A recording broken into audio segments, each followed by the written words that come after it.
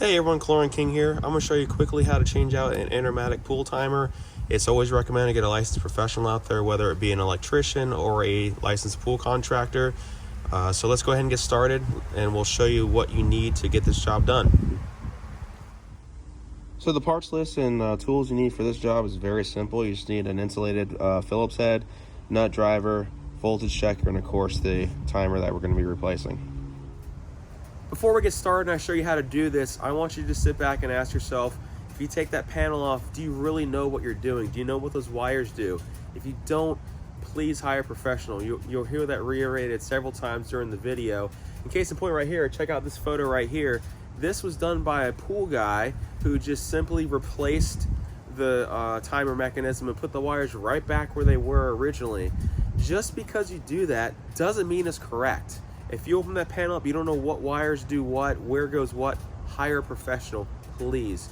You don't want to injure yourself or other people. You don't want to burn down your house. So again, no clue, hire a professional.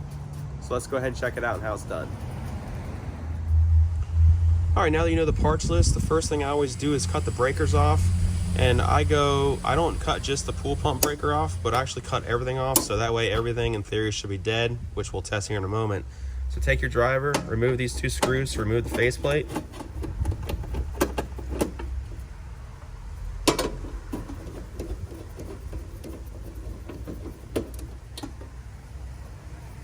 And we got the faceplate removed.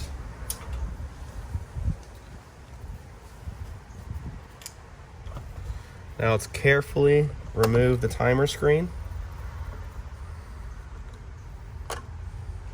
And then I'm a man of safety, so I like to make sure that everything is dead here at the timer. Take your voltage checker, run it across, so we're good there.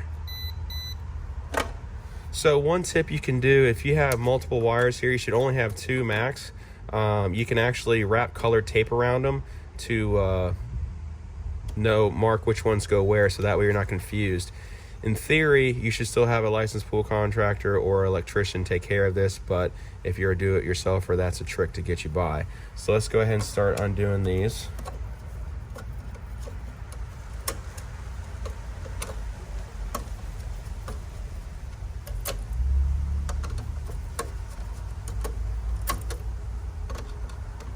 And you see, once they've been there for a while, they sort of stay in their respective spots, so you can sort of get pretty far just from that.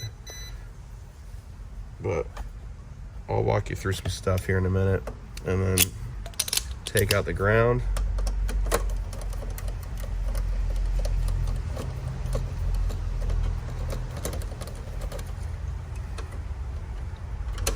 All right, so timer is basically free.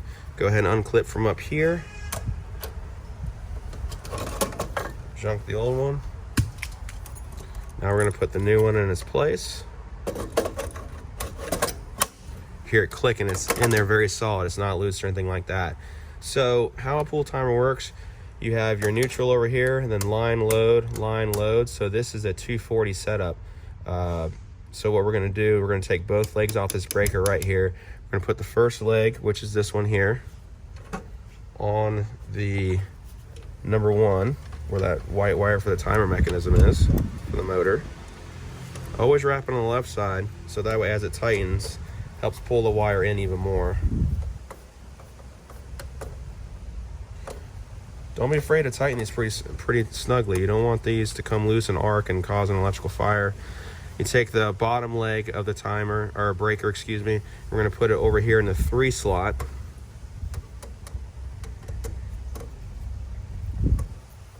And again, don't be afraid to get pretty snug with it. Always double check pulling the wires.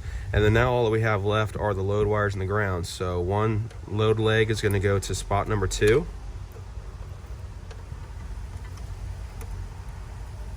And you always want to make sure when you're putting these wires in, you aren't putting the insulation underneath the screw. You don't want the insulation anywhere underneath that, because it'll ruin the contact and making a good connection. And then our last load wire goes here on number 4, because again, 2 and 4 are load, so that's going out to your equipment. And then from there, we are going to put the ground screw in.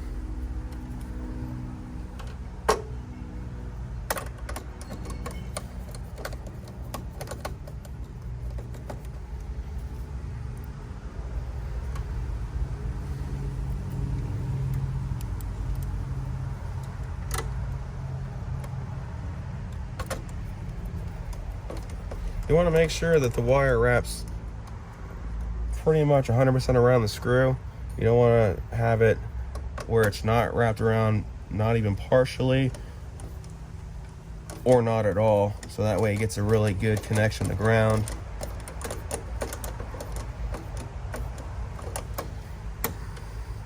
And there you go. So that is how you replace the timer. Now we're going to button this thing up and give it a quick test. All right, guys, we got everything back together, so we're going to go ahead and flip the breakers back on. Might be hard to see, but the gears are moving, so that is how you replace a 240-volt timer.